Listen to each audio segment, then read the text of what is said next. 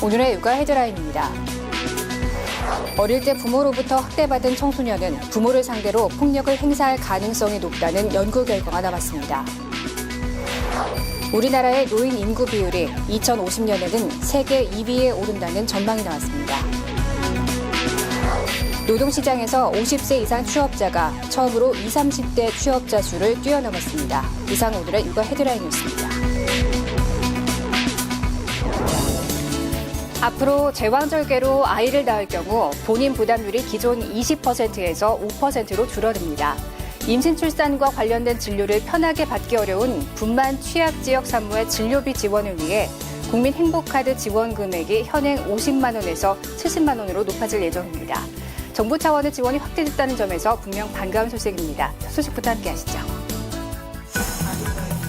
어릴 때 부모로부터 학대받은 청소년은 부모를 상대로 폭력을 행사할 가능성이 높다는 연구 결과가 나왔습니다. 연세대 사회복지학과 김재엽 교수와 류원정 연구원은 수도권의 남녀 중고교생 1,601명을 대상으로 조사한 결과 조사 대상자의 40.6%가 부모로부터 학대를 당한 경험이 있는 것으로 나타났습니다. 또 지난 1년간 부모 가해 경험이 있는 청소년은 응답자의 12.8%를 차지하는 200명으로 조사되는데 이들 가운데 86%는 성장기에 부모로부터 학대를 당한 경험이 있는 것으로 집계됐습니다. 한국의 노인 인구 비율이 2050년에는 세계 2위에 오른다는 전망이 나왔습니다. 미국 통계국의 늙어가는 세계 보고서에 따르면 한국의 노인 비율은 2050년에 약 36%에 이르러 40%인 일본에 이어 두 번째로 높을 것으로 예상됩니다. 한국은 지난해 노인 비율이 13%에 불과해 상위 25위에도 들지 못했습니다. 하지만 보고서는 우리나라의 노인 비율이 7%에서 21%까지 오르는 데 소요되는 기간이 27년에 불과해 고령화 속도가 세계에서 가장 빠를 것이라고 봤습니다. 노동시장에서 50세 이상 취업자가 처음으로 20, 30대 취업자 수를 뛰어넘었습니다. 통계청 경제활동 인구조사에 따르면 지난해 50대 이상 취업자 수는 965만 5천 명으로 20, 30대 취업자보다 28만 6천 명 많았습니다. 이는 자료 집계를 시작한 2000년 이후 처음 있는 일로 당시 20, 30대 취업자는 50대 이상 취업자보다 2배 이상 많았습니다. 이러한 변화는 베이비붐 세대가 노후 준비를 위해 정년 이후에도 노동시장을 떠나지 않은 데다 청년 취업난 심화, 기업들의 신규 채용 저하 때문으로 분석됩니다. 근로자들의 평균 나이 44.4세로 1년 새 0.2세 높아졌습니다. 정부가 잇따르는 아동학대를 해결하기 위해 사전 예방과 조기 발견에 무게를 둔 종합 대책을 내놨습니다. 부모와 아동 모두 아동학대 예방 교육을 주기별로 받을 수 있는 방안도 담겼습니다. 정부가 발표한 아동학대 방지 대책의 새로운 골자는 부모에 대한 교육을 강화한다는 것. 초중고교 정규 교육과정과 대학교의 교양 과목, 국내의 정은 교육에 아동학대 예방 교육을 포함시킵니다. 또 예방 접종 때, 양육수당이나 보육료를 신청할 때, 어린이집, 유치원에 방문할 때, 학교 입학 설명회 등에서도 이에 대한 교육을 실시합니다. 아동학대 가해자의 대부분이 부모라는 점에 주목해 생애 주기별로 교육이라는 방법을 통해 해결하겠다는 겁니다. 이와 함께 아동이 스스로 학대 행위를 인식할 수 있도록 어린이집, 유치원, 학교에서 아동학대 예방 교육도 강화합니다. 조기 발견을 위해서 위기에 처한 아동을 선제적으로 발굴할 수 있는 시스템을 만듭니다. 다양한 빅데이터를 활용한 상시 발굴 시스템인 아동 행복 지원 시스템을 2017년까지 구축할 계획입니다. 내년까지 각 부처의 행정 빅데이터를 활용해 학대받는 것으로 의심받는 아동들을 상시적으로 찾아내는 시스템을 구축한다는 것. 정부는 아동학대를 목격했을 때 반드시 수사기관에 알려야 하는 신고 의무자를 확대하는 방향으로 아동학대 처벌법의 개정을 추진하고 있습니다. 아울러 사건 발생 시 아동보호 전문기관과 경찰이 함께 출동해 아동을 가해 부모로부터 신속하게 분리하고 분리된 아동을 즉시 돕는 방안도 추진합니다. 새 학기를 맞은 봄이면 구입하게 되는 새 가방과 학용품. 그런데 산업통상자원부 국가기술표준원이 가방과 필통, 교복 등 4개 품목 262개 제품을 조사한 결과 9개 제품에서 유해물질이 기준치를 넘어선 것으로 조사됐습니다. 학생용 가방 4개 제품에서는 간과 신장 등의 손상을 유발하는 환경호르몬인 프탈레이트 가소제가 기준치의 최대 188배, 2개 필통 제품에서는 최대 206배 검출됐습니다. 학생복 브랜드 스쿨룩스의 일부 교복 재킷 겉감에서는 산성비 기준인 5.6pH보다 강한 3.4pH의 산성 성분이 나왔습니다. 매일 입고 피부에 닿는 교복이 피부 자극과 피부염을 유발할 수 있는 상태인 겁니다. 정부는 해당 제품들에 대해 전량 리콜 조치에 들어갔습니다. 관련 기업들은 매장에서 해당 제품을 즉시 수거해야 하고 이미 판매된 제품은 교환 등을 해줘야 합니다. 이를 위반하면 최고 3천만 원 이하의 벌금 또는 3년 이하의 징역 처분을 받을 수 있습니다. 유해 제품 판매 차단 시스템에 리콜 정보의 바코드를 등록하여 대형 유통 매장의 판매 조치를 즉각 차단하였습니다. 정부는 너무 싼 제품을 구입하기보다는 KC마크가 붙은 믿을 수 있는 제품을 구입해달라고 당부했습니다. 말을 듣지 않는다며 서너 살배기 아이들에게 폭행을 일삼았던 어린이집 교사 김모 씨. 1심에서 징역 9월을 선고받았는데 2심에서는 죄값이 더 무거워졌습니다. 재판부는 때릴 듯 위협하거나 물건을 던지는 행위가 훈육 목적이라고 주장하고 있지만 사회통념상 한계를 넘었다며 정서적 학대로 인정했습니다. 게다가 불과 7달 만에 이 같은 일이 수십 차례 반복됐다며 상습성까지 문제 삼았습니다. 또 다른 어린이집 교사 A씨도 5살 난 여자 원생에게 상처를 주는 말을 일삼다가 벌금형을 선고받는 등 아동을 정서적으로 학대한 책임을 묻는 판결들이 최근 들어 종종 나오고 있습니다. 방임이나 정서적 학대가 대부분 모든 학대나 폭력의 시작이고 일종의 왕따 같은 게 이제 학교에서 일어나는 정서적 학대인 거잖아요. 아이의 인격 형성에도 악영향을 미치는 정서적인 학대는 신체적 아동학대에 비해 상대적으로 가볍게 여겨지기 쉬운 데다 외상 등 눈에 보이는 증거도 없어 아직 범죄 혐의가 인정되는 경우가 그리 흔하지는 않습니다. 하지만 정서적 학대가 결국 심각한 폭력과 맞닿아 있다는 점에서 결코 간과해서는 안 될 것이라고 대다수 전문가들은 조언하고 있습니다. 새집 증후군을 유발하는 것으로 알려진 폼알데히드가 아토피 피부염을 악화시키는 직접적인 원인이라는 사실이 밝혀졌습니다. 국내 의료진이 폼알데히드와 아토피 피부염과의 인과관계를 처음으로 규명했습니다. 가려움증의 주요 증상으로 만성적인 염증성 피부 질환인 아토피 피부염, 새집 증후군 유발물질로 알려진 폼알데히드가 아토피 피부염을 악화시키는 직접적인 원인이라는 연구 결과가 나왔습니다. 삼성서울병원 안강모 김지연 교수팀이 아토피 피부염 환자들과 일반인들의 피부에 폼알데히드와 깨끗한 공기를 각각 노출시켰습니다. 폼알데히드에 노출된 아토피 피부염 환자는 가려운 증상을 심화시키는 수분 손실이 많이 일어났습니다. 1시간 노출되자 수분 손실량이 10%, 2시간이 지나자 21%로 늘어난 반면 일반인의 수분 손실은 아토피 피부염 환자의 절반밖에 안 됐습니다. 또 피부 기능 손상을 의미하는 산도 역시 아토피 피부염 환자는 폼알데히드 노출 1시간 이후 1.2%, 2시간 이후 2% 높아졌지만 일반인은 별 차이가 없었습니다. 폼알데히드 노출로 아토피 피부염 환자의 피부가 손상되고 있음을 알 수 있는 대목입니다. 폼알데히드뿐 아니라 이제 같은 비슷한 이제 그런 유해 요인들을 찾아서 적절히 잘 관리를 해준다 그러면 아마 그 현재 쓰고 있는 스테로이드 같은 약들도 사용 횟수를 훨씬 줄이면서도 적절하게 그 아토피 피부염이 잘 관리될 수 있도록. 교수팀은 아토피 피부염이 있을 경우 새 가구나 접착제의 사용, 페인트 칠하기와 같은 폼알데히드와 접촉을 피하는 게 바람직하다고 설명했습니다. 올해 서울 시내 한 초등학교 입학식. 입학생은 40명 남짓. 학급 수도 2개 반이 전부입니다. 초등학교에서 시작된 인구 절벽 현상은 중학교를 거쳐 이제 고등학교에 이르렀습니다. 교육부에 따르면 올해 전국 고등학교 입학생 수는 59만 6천여 명. 이 숫자가 내후년에는 46만 3천 명까지 13만 명 넘게 줄어들 전망입니다. 그간에도 저출산 여파로 고교 입학생 감소세는 이어져 왔지만 이렇게 감소폭이 커지기는 처음입니다. 올해의 경우 소폭 늘었지만 2000년 출산붐 속에 태어난 밀레니엄 베이비들이 몰린 데 따른 일시적인 현상입니다.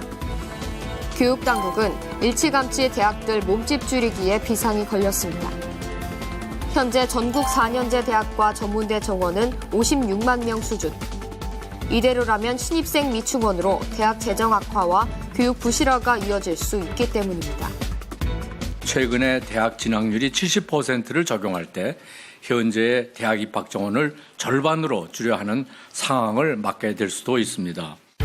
교육부는 당장 고등학교에서도 학급수 조정과 수업 방식 변화가 필요하다고 보고 조만간 대책을 마련해 발표할 계획입니다. 시설 수준이 양호한 국공립 어린이집은 민간 어린이집의 10%에 안팎에 불과할 만큼 수가 적습니다. 반면 민간 어린이집의 보육료는 정부 지원 단가보다 오히려 높아 매달 보육료를 추가로 내야 합니다. 이 때문에 학부모들은 자녀를 국공립 어린이집에 보내기 위해 치열한 경쟁을 펼칩니다.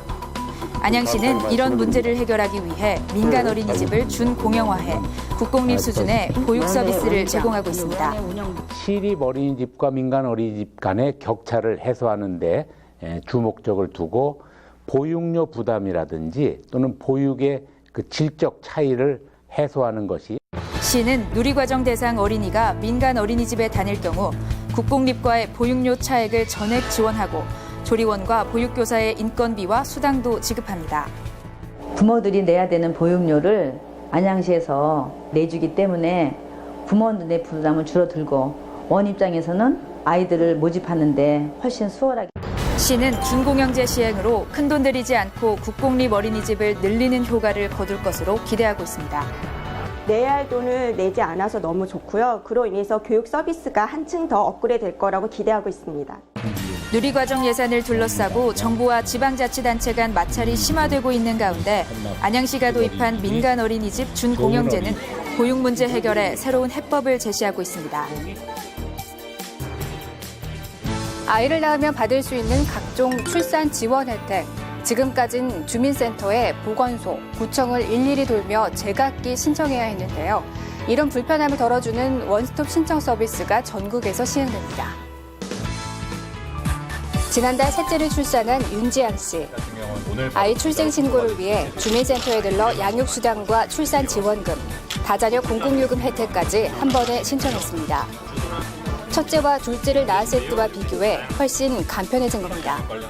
둘째 때는 다둥이 카드를 하나 신청하려고 그래도 은행을 갔다가 또 서류 띄러 동사무소 갔다가 그러는데 셋째 때는 출생 신고를 하자마자 전기세나 도시가스 감면 같은 혜택까지 전부 다. 지자체까지 합하면 최대 30여 종에 달하는 출산 지원 서비스. 이전까지는 출산 준비로 바쁜 와중에도 일일이 알아보고 기관별로 따로 신청해야 하던 것을 이제는 주민센터 한 곳에서 모두 안내받고 원스톱으로 처리할 수 있게 됐습니다. 필요한 서류는 신분증과 통장 사본이 전부, 신청서도 한 장만 작성하면 됩니다. 남자들은 잘 모를 수 있는데 유축기 대여나 아니면은 저희는 모유수유 클리닉이라고 또 수업이 있어서 그런 프로그램까지 한 번에 신청할 수 있어가지고 아내가 좀 좋아했던 것 같습니다. 행정자치부는 주민센터 방문 없이도 서비스를 신청할 수 있도록 연내 온라인 시스템도 구축한다는 계획입니다. 독감이 여전히 유행 중인 것으로 나타났습니다. 지난 3월 마지막 주 독감 의심 환자 수는 외래 환자 1000명당 30.6명으로 집계됐으며 특히 7세부터 18세는 1000명당 70.8명으로 유행 기준의 7배에 육박했습니다. 최근에는 B형 독감 발생이 늘었는데 B형 독감은 해마다 3, 4월에 청소년들에게서 많이 나타나는 추세입니다. 독감은 전파가 잘 돼 확진 판정을 받으면 최소한 3, 4일은 자가격리가 권고됩니다. 발병하는 아이들이 계속 출석을 하게 되면 다른 아이한테 전염시키면 되게 폭발적으로 환자들이 늘어날 가능성이 높기 때문에 발병하는 아이들은 치료를 받게 하고 그다음에 학교 출석을 한 3, 4일 정도 하지 않게 해서 다른 아이한테 전파되는 걸 막는. 독감은 이달까지 유행할 것으로 전망돼 손 씻기와 기침 예절 등 개인 위생 관리가 강조되는 상황. 날씨가 포근하다가도 갑자기 꽃샘추위가 발생하는 시기적인 특성. 게다가 미세먼지, 황사 노출로 기침 가래와 같은 호흡기 증상이 자주 발생하는 점도 감기 발생을 부추깁니다. 미세먼지 농도가 짙은 요즘 마스크를 써도 호흡기를 파고드는 미세먼지를 다 막을 수는 없는 일. 하지만 몇 가지 식습관만 유념해도 미세먼지의 악영향을 완화하는 데 도움이 됩니다. 널리 알려진 대로 가장 좋은 습관은 역시 물을 자주 마시는 것. 기관지 점막은 건조하면 방어 능력이 떨어지기 때문에 수분 섭취가 제일 중요하고요. 다음에 미세먼지 속에 함유된 중금속과 같은 여러 가지 유해 물질의 독작용을 감소시켜주기 위해서는 비타민, 미네랄이 풍부한 음식을 섭취할 필요가 있습니다. 미세먼지 속 중금속이나 유해 물질이 몸에 쌓이는 것을 막아주는 식품을 먹는 것도 중요한데 고등어와 미나리는 체내 독소 축적을 막아주고 배와 마늘은 호흡기 면역력 강화에 효능이 있습니다. 반면 오랫동안 황사특효약처럼 인식되어 온 돼지고기는 오히려 독소 배출을 방해하기 때문에 주의해야 합니다. 전문가들은 미세먼지로부터 몸을 보호하기 위해서는 채소와 과일을 끼니마다 꾸준히 섭취하는 것이 최선이라고 강조합니다.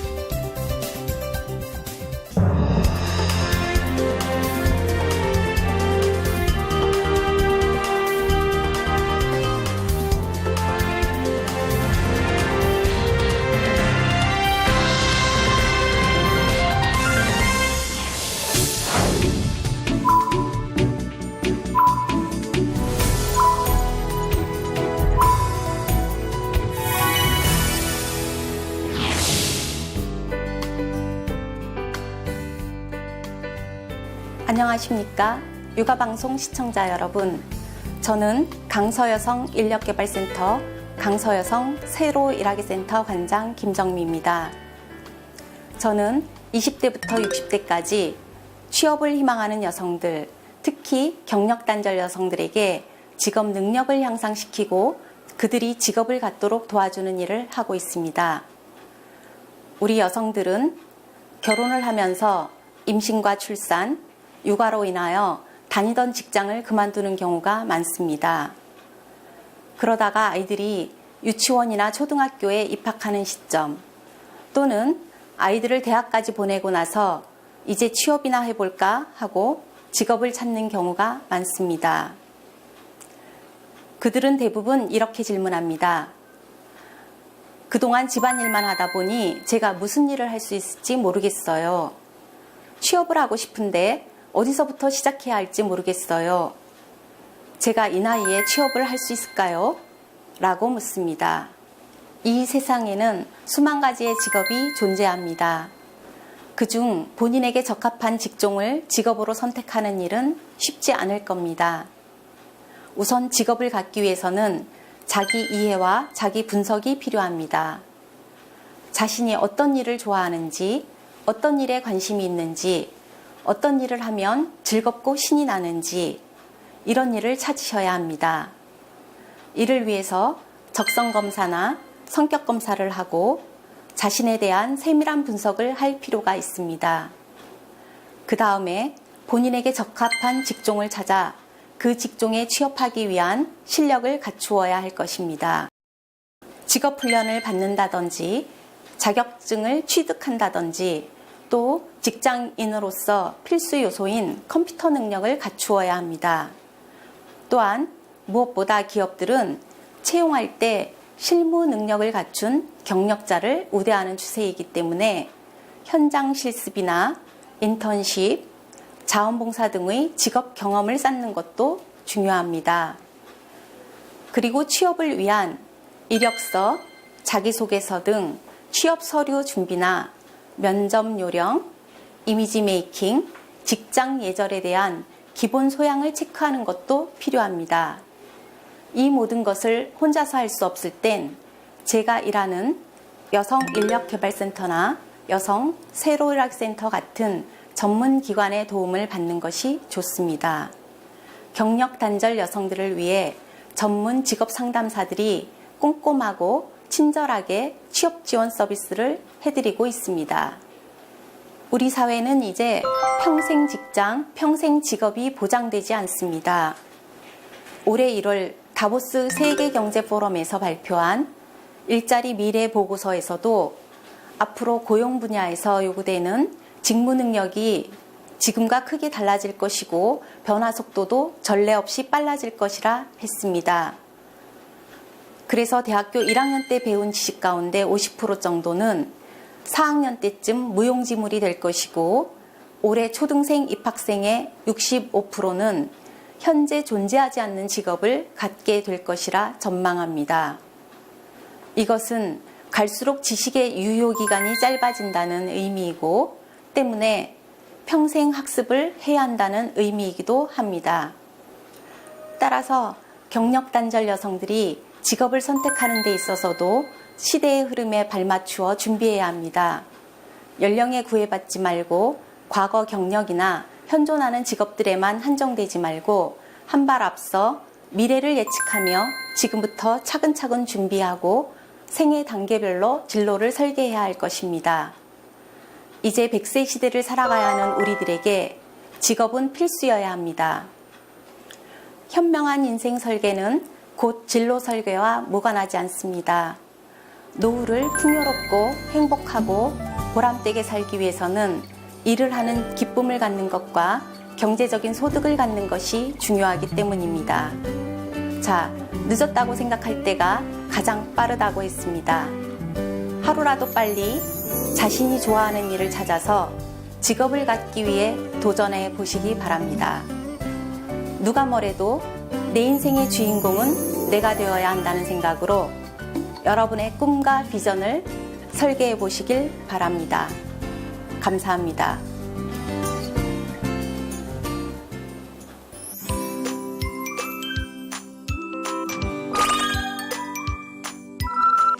(2016) 경기 베이비 엑스포가 열립니다. 기간은 4월 15일부터 17일까지이며 장소는 경기도 수원 월드컵 경기장 3층입니다. 자세한 박람회 정보는 홈페이지나 전화로 문의 가능합니다. 어린이와 청소년을 대상으로 하는 힐링 농업체험 프로그램이 열립니다. 기간은 4월 26일부터 6월 30일까지이며 장소는 서울시 강서구 과해동 힐링 체험 농원입니다. 자세한 체험 정보는 서울시 농업기술센터 홈페이지나 전화로 문의 가능합니다. 전국에 일본 뇌염 주의보가 발령됐습니다. 일본 뇌염은 예방 백신이 개발되어 있는 만큼 예방접종 대상이 되는 생후 12개월에서 만 12세 아동은 표준 일정에 맞춰 예방접종을 해주시기 바랍니다. 육아포커스 마칩니다. 시청해주신 여러분 고맙습니다.